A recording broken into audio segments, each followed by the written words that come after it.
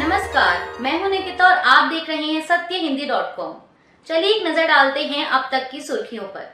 दिल्ली के शराब घोटाला मामले में तिहाड़ जेल में बंद मुख्यमंत्री अरविंद केजरीवाल की याचिका पर आज सुप्रीम कोर्ट सुनवाई करेगा। बता दें कि उन्होंने मामले में अपनी गिरफ्तारी को चुनौती देते हुए सुप्रीम कोर्ट में याचिका दाखिल की थी।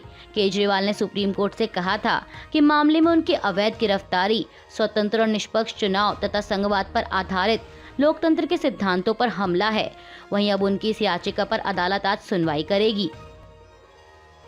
बहुजन समाज पार्टी के राष्ट्रीय संयोजक आकाश आनंद पर उत्तर प्रदेश के सीतापुर में एफआईआर दर्ज की गई है।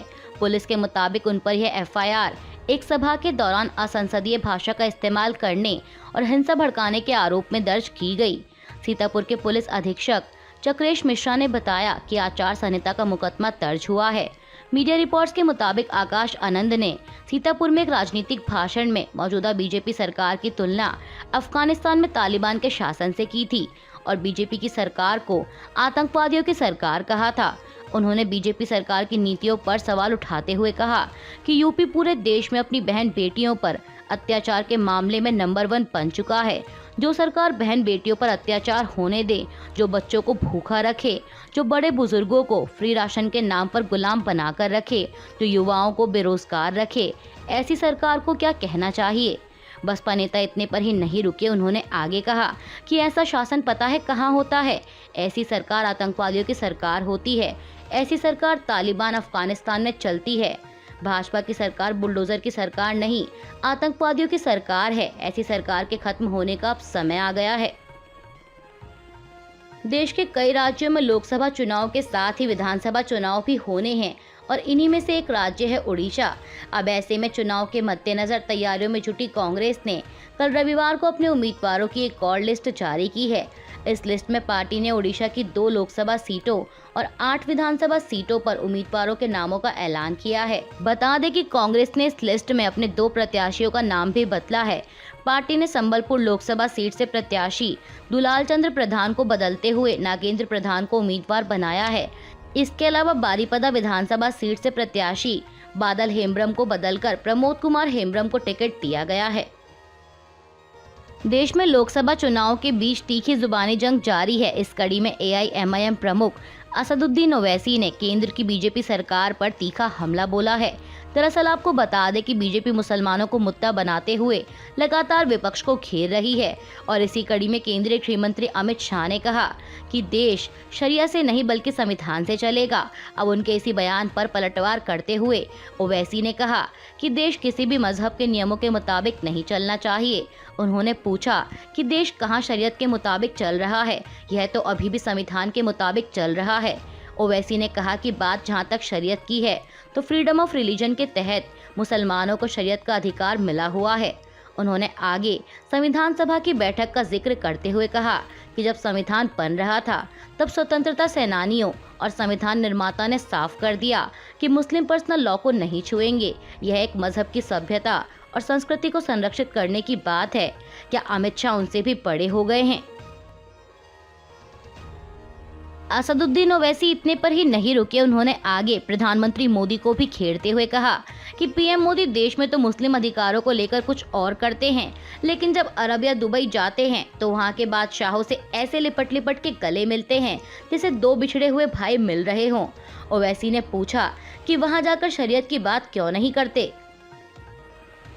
राहुल गांधी के राजपूत समाज पर दिए गए बयान को लेकर बीजेपी लगातार कांग्रेस पर हमलावर है। दरअसल राहुल गांधी ने हाल ही में एक रैली के दौरान कहा था कि यह राजाओं और महाराजाओं का शासन था, वे जो चाहे कर सकते थे।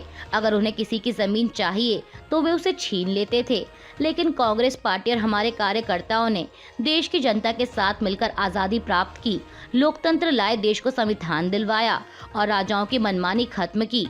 अब कांग्रेस नेता के इसी बयान पर पलटवार करते हुए प्रधानमंत्री मोदी ने कहा कि कांग्रेस के शहजादे ने छत्रपति शिवाजी महाराज जैसे महान व्यक्ति का अपमान किया है, राजाओं को अपमानित किया। भारत में जो अत्याचार सुल्तानों ने किए, निजामों ने किए, बादशाहों ने किए, लेकिन आप राजाओं को अपमानित करते हो।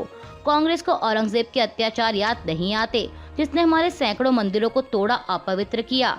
कांग्रेस औरंगजेब की गुणगान करने वाली पार्टियों के साथ खुशी से गठबंधन करती है। ये भूल गए जिन्होंने हमारे तीर्थों को तहस नहस किया, लूटपाट किया, गौ हत्याएं की। इनको वो नवाब याद नहीं आए जिन्होंने भारत के विभाजन में भूमिका निभाई। पीएम मोदी ने कहा कि कांग्रेस के शहजादे में नवाबों के खिलाफ एक शब्द बोलने की ताकत नहीं है। प्रधानमंत्री मोदी की राहुल गांधी पर टिप्पणी का अब कांग्रेस ने भी जवाब दिया है। कांग्रेस महासचिव जयराम रमेश ने कड़ी प्रतिक्रिया देते हुए कहा कि प्रधानमंत्री नरेंद्र मोदी ने सांप्रदायिक पूर्वाग्रह और भावनाओं को भड़काने के लिए राहुल गांधी के हर बयान को दुर्भावनापूर्ण तरीके से तोड़ मरोड़ कर पेश किया है।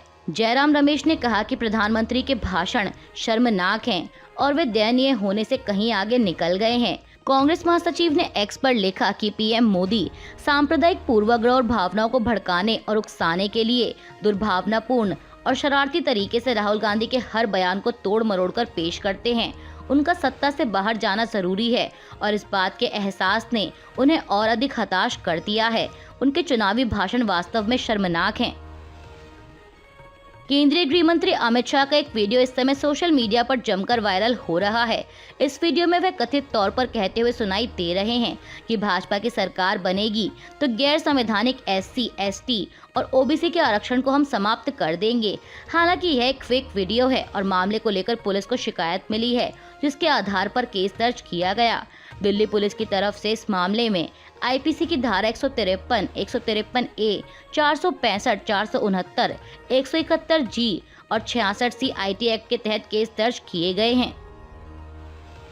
बीजेपी के लिए चुनाव प्रचार कर रहे रक्षा मंत्री राजनाथ सिंह ने कल अहमदाबाद में एक चुनावी सभा को संबोधित किया।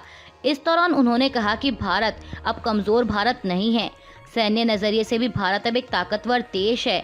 हम अपने सभी पड़ोसी देशों के साथ अच्छे रिश्ते रखना चाहते हैं।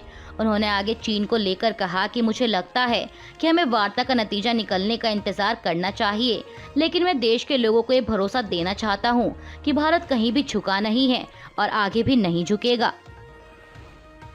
रक्षा मंत्री राजनाथ सिंह ने आगे कांग्रेस पर भी निशाना साधा। उन्होंने कहा कि जिस तरह से धरती से डायनासोर विलुप्त हो गए, वैसे ही आने वाले दिनों में कांग्रेस भी विलुप्त हो जाएगी। राजनाथ सिंह ने कहा कि देश में जो माहौल है उससे मुझे लगता है कि इस बार चुनाव में कांग्रेस खत्म हो जाएगी। आज से 10 साल बाद जब बच्चों से कांग्रेस के बारे में पूछा जाएगा तो वे नहीं बता पाएंगे। रक्षा मंत्री ने कहा कि जब मैं उनकी दुर्दशा देखता हूं तो मुझे दया आती है। जैसे डायनासोर पृथ्वी से गायब हो गए, कांग्रेस भी गायब हो जाएगी। यूपी की रायबरेली लोकसभा सीट पर कांग्रेस नेता प्रियंका गांधी के चुनाव लड़ने को लेकर लगातार अटकलें जारी हैं। इस बीच केंद्रीय मंत्री अर्जुन राम मेघवाल ने प्रियंका गांधी पर निशाना साधा है। उन्होंने कहा कि कांग्रेस प्रियंका गांधी को रायबरेली से चुनाव लड़ाना चाहती है, लेकिन वे डर रही हैं। उनके पास उत्तर प्रदेश में उम्मीदवार नहीं है। राहुल गांधी भी अमेठी छोड़कर दक्षिण भारत चले गए। प्रियंका गांधी उल्टे सीधे बयान दे रही हैं, जो कि देश की जनता पसंद नहीं करेगी। केंद्रीय मंत्री ने आगे कहा कि कांग्रेस की जमीन खिसक गई है। IPL 2024 का 46वां मैच कल रविवार को चेन्नई सुपर किंग्स और सनराइजर्स हैदराबाद के बीच खेला गया। इस मैच में चेन्नई की टीम ने 78 रनों के बड़े अंतर से जीत हासिल की है। चेन्नई की टीम ने पहले बल्लेबाजी करते हुए 20 ओवर में 3 विकेट खोकर 212 रन बनाए, जिसके जवाब में हैदराबाद की टीम 18.5 ओवर में 134 रन बनाकर ही ऑल आउट हो गई और उसे 78 रनों से हार का सामना करना पड़ा। वही अपनी इस जीत के साथ CSK पॉइंट्स टेबल में तीसरे स्थान पर पहुंच गई है, जबकि हैदराबाद की टीम लगातार 2 हार के साथ चौथे स्थान पर है। स्टॉक मार्केट आज सोमवार 29 अप्रैल को पॉजिटिव नोट पर खुली है, जहां निफ्टी मजबूती के साथ 22,505 के लेवल पर ट्रेड कर रहा है, तो वहीं सेंसेक्स भी 74,000 के ऊपर आ गया है। बता दें कि इससे पहले शुक्रवार को सेंसेक्स 443 अंक गिरकर 73,896 पर बंद हुआ था। बात करें बैंक निफ्टी की, तो बैंक निफ्टी भी 48,500 के ऊपर कारोबार कर रहा है। अभी के लिए बस इतना ही। बाकी की खबरों के लिए बने रहिए सत्यहिंदी.com के साथ।